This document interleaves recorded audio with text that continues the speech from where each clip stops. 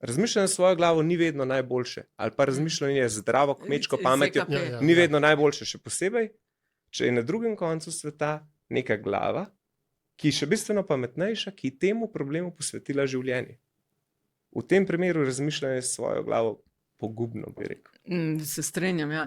In ena pogostih stvari je, drago je pripraviti se na to, kar se pripravlja, ampak drago je tudi v drugi smeri, ko pogledaš, ne.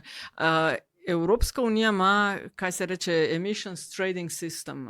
Kaj to sploh je, in kako bi se dali stradati, no? Da živimo tako, kot hočemo, da vozimo velike avte, pa hkrati varujemo okolje. Ne, mislim, ni bil to point No, tega. saj. Ne. Zdaj, ta sistem se je malo mogoče, ne bi čisto rekel izjelovil, no. Mogoče malo kasneje v tem zdaj naprej pa to. Ideja je bila, ker so bile te tehnologije za blaženje, nizkoogljične tehnologije drage, da bi proizvajalci, ki jih nimajo, plačevali tem novim tovarnam.